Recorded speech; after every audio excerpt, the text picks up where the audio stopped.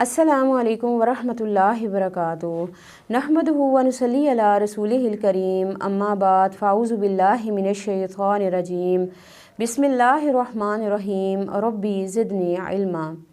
अल्लाह ताला कुरान पाक में इरशाद फरमाते हैं, कुल्लु नफ्सिन ज़ाइक़तुल मौत, हर नफ्स ने मौत का जायका चखना है और हर शख्स के चखने का अमल अलग है।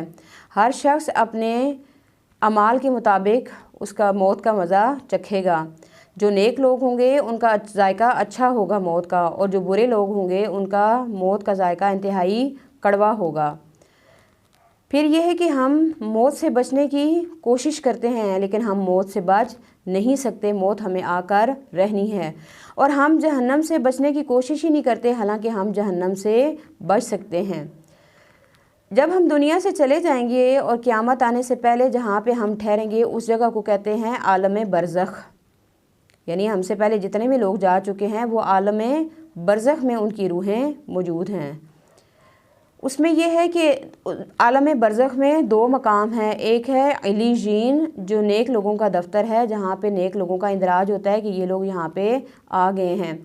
और जो गुनाहगार लोग हैं उनका जो दफ्तर है वो है सिज्जीन, जो ज़मीन के नीचे है, और जहाँ पे गुनाहगारों का, मुनाफिकीन का और कुफ़ार का अंदराज होता है कि इनकी रूहें यहाँ पे पहुँच चुकी हैं। आप सल्लल्लाहु अलैहि वसल्लम ने फरमाया कि जब कोई बंदा मोमिन फ़ौत होता है तो उसके पास फ़रिश्ते जब आते हैं तो खूबसूरत शक्लों में आते हैं। यानी इंसान की जब नज़ा का आलम होता है उसके सामने जब फ़रिश्ते आते हैं तो इंसान को पता चल जाता है फ़रिश्तों को देख के कि उसने आया जन्नत में जाना है या दोज़ख में। तो आप सल्लल्लाहु अलैहि वसल्लम ने फरमाया कि फ़रिश्ते खूबसूरत शक्लों में आते हैं, उनके चेहरे चमक रहे होते हैं और उनके पास जन्नती कफ़न होता है जिसमें से खुशबू आ रही होती है, और वो आते साथ ही बंदे मोमिन को सलाम करते हैं। इसलिए हमें सलाम करने की आदत डालनी चाहिए। हर जानने वाले और अनजान शख्स को सलाम करना चाहिए ताकि जब फ़रिश्ते हमारे सामने आए तो हम भी उनको सलाम कर सकें।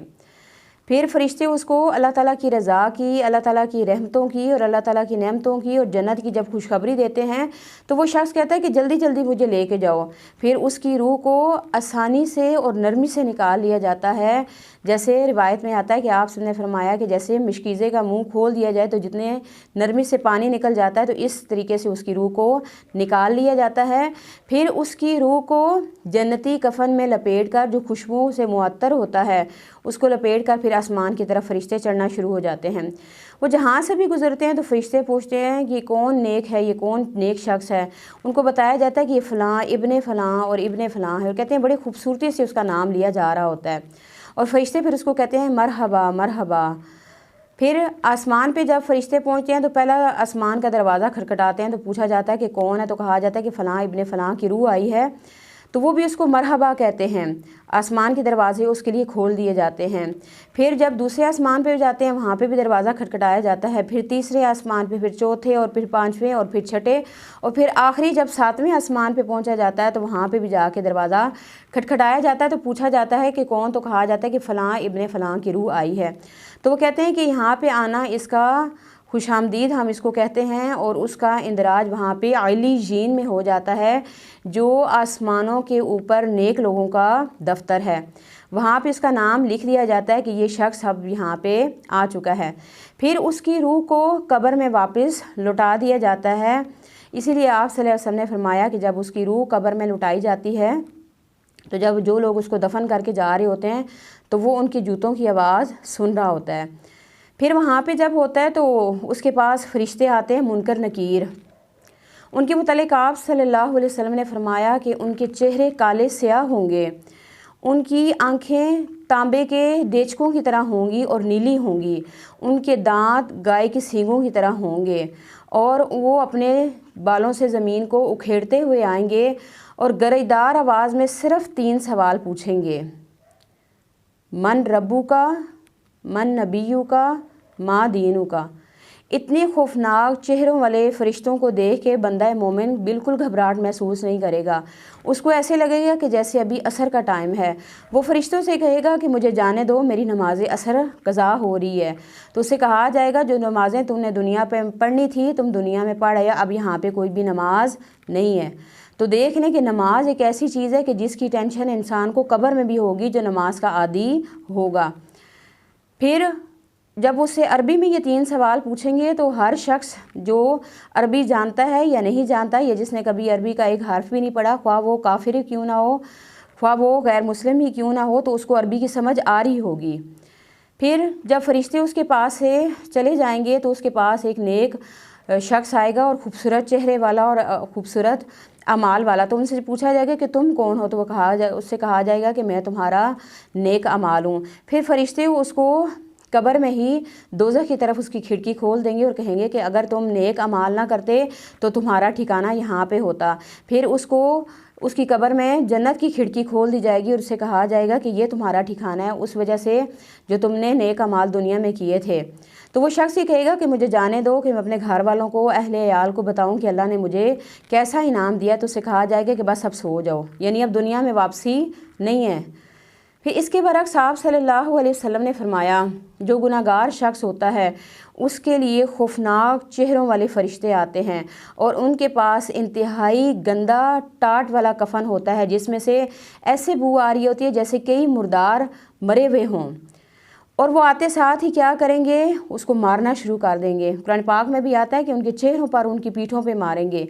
اسی لیے آپ صلی اللہ علیہ وسلم نے فرمایا کہ جب تم کسی میت کے جسم کے اوپر مار کا یا نیل کا نشان دیکھو تو اس کا پردہ رکھو، اسے کسی سے بیان نہ کرو کہ وہ فرشتوں کی مار ہوتی ہے۔ اور پھر آتے ساتھ ہی اس کو مارنا شروع کر دیں گے اور اس سے کہیں گے کہ اللہ تعالیٰ کی ناراضگی اور اللہ تعالیٰ کا غضب ہے تمہارے اوپر۔ جب یہ بات کریں گے تو روح جو ہے وہ جسم سے نکلے گی ہی نہیں، تو اس کی روح کو پھر جسم سے زبردستی نکال دیا جائے گا، جیسے سورہ نازعات میں آتا ہے والنازعات غرقا، قسم ہے ان فرشتوں کی جو ڈوب کر کھینچنے والے ہیں، یعنی انتہائی سختی سے اس کی روح کو نکال دیا جائے گا۔ اور گندے ٹاٹ میں لپیٹ کر جب لے جایا جائے گا تو فرشتے بھی اس سے تنگ ہو جائیں گے، کہیں گے کون ہے یہ کم بخت، کون ہے یہ خبیث روح جس کو یہاں پہ لایا جا رہا ہے، تو کہیں گے کہ فلاں ابن فلاں، اور بہت برے سے طریقے سے اس کا نام لیا جا رہا ہوگا۔ پھر جب وہ پہلے آسمان پہ پہنچیں گے تو ان سے کہا جائے گا، دروازہ کھٹکھٹایا جائے گا اور پوچھیں گے کہ یہ کون ہے بدبخت جس کو یہاں پہ لایا گیا ہے، تو وہ کہیں گے فلاں ابن فلاں، تو وہ کہیں گے کہ یہاں پہ اس کا کوئی مقام نہیں ہے، اس کے لیے یہاں پہ کوئی جگہ نہیں ہے۔ آپ صلی اللہ علیہ وسلم نے فرمایا اس کی روح کو آسمانوں کے اوپر سے زمین پہ پٹخ دیا جائے گا، اور زمین کے نیچے جو سجین ہے، جو گناہگاروں کا دفتر ہے، وہاں پہ اس کو بھیج دیا جائے گا اور وہاں پہ اس کا اندراج ہو جائے گا کہ یہ شخص یہاں پہ پہنچ آیا ہے۔ پھر اس کی روح کو جب واپس لوٹایا جائے گا قبر میں تو یہ انتہائی پریشانی اور خوف کی حالت میں ہوگا۔ جب یہ منکر نکیر کے چہروں کو دیکھے گا تو اس کے خوف میں مزید اضافہ ہو جائے گا، اور پھر جب اس سے پوچھا جائے گا من ربو کا، من نبیو کا، ماں دینوں کا، کہ تیرا رب کون ہے، تیرا نبی کون ہے اور تیرا دین کیا ہے، تو وہ آگے سے جواب دے گا ہا لا ادری، میں نہیں جانتا، میں نہیں جانتا۔ جو منافق شخص ہوگا وہ کہے گا کہ میں نے لوگوں کو کچھ کہتے ہوئے سنا تھا، یعنی نہ میں نے کبھی قرآن کو اٹھا کے دیکھا، نہ میں نے کبھی حدیث کو اٹھا کے دیکھا، بس لوگوں کی سنی سنائی باتوں پہ میں یقین کرتا رہا۔ لوگوں نے کہا ایسے کر لو تو میں نے ایسے کر لیا، لوگوں نے کہا کہ ایسے نہیں کرنا تو میں نے ایسے ہی کیا۔ پھر آپ صلی اللہ علیہ وسلم نے فرمایا کہ اس کو قبر میں ہی اس کو جنت کی ایک کھڑکی اس کی طرف کھول دی جائے گی اور اسے کہا جائے گا کہ اگر تم نیک عمل کرتے تو تمہارا ٹھکانہ یہ ہوتا۔ پھر اس کے سامنے دوزخ کی کھڑکی کھول دی جائے گی اور اسے کہا جائے گا کہ اب یہ تمہارا ٹھکانہ ہے تمہارے اعمال کی وجہ سے۔ فرشتوں کے جانے کے بعد وہاں پہ ایک خوفناک شکل والا انسان آئے گا، اس کی شکل ایسی ہوگی، تو جب اس سے پوچھے جائے گا کہ تم کون ہو، وہ شخص پوچھے گا تو کہے گا کہ میں تمہارے برے اعمال ہوں۔ پھر آپ صلی اللہ علیہ وسلم نے فرمایا اس کی قبر پر اندھے اور بہرے فرشتے مقرر ہو جائیں گے جو گرزوں سے اس کو مارتے رہیں گے، اور آپ صلی اللہ علیہ وسلم نے فرمایا ان میں سے اگر ایک گرز زمین میں پہاڑ کے اوپر مار دیا جائے تو پہاڑ ریزہ ریزہ ہو جائے۔ اس کی قبر کے اوپر 99 اژدہے مسلط ہو جائیں گے جو اس کو ڈستے رہیں گے، اور آپ صلی اللہ علیہ وسلم نے فرمایا اگر ایک اژدہا دنیا میں اگر پھونک مار دے تو زمین سبزہ اگانا چھوڑ دے۔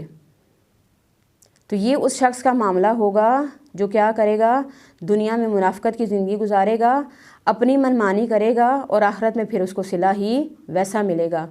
اسی لیے آپ نے فرمایا کہ موت کی کٹھن اور موت کی سختیوں سے پناہ مانگنے کی آپ صلی اللہ علیہ وسلم نے دعا بھی سکھائی ہے۔ پھر یہ کہ کچھ اعمال ایسے ہوتے ہیں جو ہمیں عذاب قبر سے بچانے والے ہوتے ہیں، اور کچھ اعمال ایسے ہوتے ہیں جو قبر میں عذاب کا سبب بنتے ہیں۔ آپ صلی اللہ علیہ وسلم نے فرمایا کہ قبر میں عذاب دینے والی 2 چیزیں ہیں، نمبر 1 پیشاب کی چھینٹوں سے نہ بچنا، اور نمبر 2 چغلی کرنا یا غیبت کرنا۔ تو ان کی یہ ایسی گناہ ہیں کہ جس کی قبر میں جاتے ساتھ ہی انسان کو سزا ملنا شروع ہو جائے گی۔ پھر اسی طرح آپ صلی اللہ علیہ وسلم نے دعا سکھائی، اللہم انی اعوذ بک من عذاب القبر واعوذ بک من عذاب جہنم واعوذ بک من فتنۃ المسیح الدجال واعوذ بک من فتنۃ المحیا والممات۔ پھر اسی طرح آپ صلی اللہ علیہ وسلم نے فرمایا کہ جو شخص روزانہ سورہ ملک کی تلاوت کرے گا تو سورہ ملک اس کو عذاب قبر سے بچا لے گی۔ پھر آپ صلی اللہ علیہ وسلم نے فرمایا جو شہید ہے وہ عذاب قبر سے محفوظ رہے گا۔ جس طرح دنیا میں بھی ہم ہر چیز کا شارٹ کٹ چاہتے ہیں کہ بس ڈائریکٹ ہمیں کوئی چیز مل جائے، تو اللہ تعالیٰ نے بھی بتایا ہے کہ اگر تم ڈائریکٹ جنت میں جانا چاہتے ہو تو شہادت کی تمنا کرو، یا شہیدوں والے کام کرو یا شہادت کی تمنا کرو۔ اور دعا بھی سکھائی ہے، اللہم ارزقنی شہادتا فی سبیلک واجعل موتی فی بلد رسولک۔ آپ صلی اللہ علیہ وسلم نے موت کی سختیوں اور موت سے بے ہوشیوں سے بچنے کے لیے بھی دعا سکھائی ہے، اللہم اعنی علی غمرات الموت وسکرات الموت۔ پھر آپ صلی اللہ علیہ وسلم نے فرمایا جو شخص جمعے کی رات یا جمعے کے دن کو فوت ہو جاتا ہے تو وہ شخص بھی عذاب قبر سے محفوظ رہتا ہے۔ پھر اسی طرح جو شخص پیٹ کی بیماری میں فوت ہو جائے تو وہ شخص بھی عذاب قبر سے محفوظ رہتا ہے۔ پھر یہ ہے کہ کچھ انسان کے نیک اعمال ہوتے ہیں جو وہ فرشتوں کو عذاب نہیں دینے دیتے، وہ کون سے ہیں؟ نیک اعمال میں نماز، روزہ، حج، زکوٰۃ، صلہ رحمی، امر بالمعروف اور نہی عن المنکر یعنی نیکی کا لوگوں کو حکم دینا اور برائی سے منع کرنا، یہ چیزیں عذاب کو جو عذاب کے فرشتے ہیں ان کو عذاب نہیں دینے دیتی۔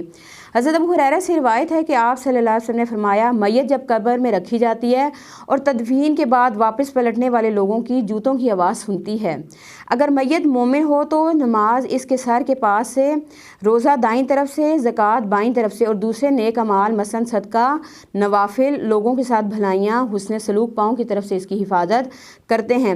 فرشتہ عذاب کے لیے سر کی طرف سے آتا ہے تو نماز کہتی ہے میری طرف سے رستہ نہیں کسی دوسری طرف سے آؤ۔ پھر فرشتہ دائیں طرف سے آتا ہے تو زکوٰۃ کہتی ہے میری طرف سے نہیں کسی دوسری طرف سے آؤ۔ پھر فرشتہ بائیں پاؤں کی طرف سے آتا ہے تو نیکیاں کہتی ہیں، صدقہ، خیرات، صلہ رحمی کہتی ہیں کہ ہماری طرف سے جگہ نہیں ہے کسی اور طرف سے آؤ۔ پھر اس کے علاوہ تمام نیک اعمال میں حتیٰ کہ نماز کے لیے مسجد کی طرف چل کر جانے والا قدم بھی انسان کو عذاب قبر سے بچائے گا۔ حضرت ابو ہریرہ سے روایت ہے کہ رسول اللہ صلی اللہ علیہ وسلم نے فرمایا آدمی جب قبر میں دفن کیا جاتا ہے تو فرشتے سر کی طرف سے عذاب دینے کے لیے آتا ہے تو تلاوت قرآن اسے دور کر دیتی ہے۔ جب فرشتہ سامنے کی طرف سے آتا ہے تو صدقہ خیرات اسے دور کر دیتے ہیں، اور جب پاؤں کی طرف سے آتا ہے تو مسجد کی طرف چل کر جانا اسے دور کر دیتا ہے۔ تو اللہ تعالیٰ سے دعا ہے کہ اللہ تعالیٰ ہمیں دنیا میں رہ کے اپنے قبر کی فکر کرنے کی توفیق عطا فرمائے، اور جتنی بھی دعائیں اللہ کے رسول نے سکھائی ہیں وہ آپ لوگ لازمی یاد کر لیں تاکہ اللہ تعالیٰ ہمیں قبر کے عذاب سے بھی بچا لے اور فتنہ قبر سے بھی اللہ تعالیٰ ہمیں بچا لے۔ وآخر دعوانا ان الحمد للہ رب العالمین۔ اور اس میں ایک اور چیز بہت اہم جو یہ بتانی تھی کہ کیا روحیں گھروں میں واپس آتی ہیں، کیا جمعرات کو آتی ہیں یا روزانہ شام کو آتی ہیں یا سال میں ایک دفعہ آتی ہیں؟ تو ان احادیث سے یہ بات بالکل واضح ہو چکی ہے کہ روحیں گھروں میں واپس نہیں آتی۔ جو ایک دفعہ دنیا سے چلا گیا وہ کبھی بھی دنیا میں واپس نہیں آئے گا۔ نیک ہے تو علی جین میں وہ روحیں چلی گئی ہیں، اور جو گناہگار ہے اس کی روح قید خانہ جو سجین ہے زمین کے نیچے وہاں پہ وہ قید ہو گئی ہیں۔ تو یہ چیز بالکل کلیئر ہو چکی ہے کہ روحیں گھروں میں واپس نہیں آتی۔ وآخر دعوانا ان الحمد للہ رب العالمین۔ السلام علیکم ورحمۃ اللہ وبرکاتہ۔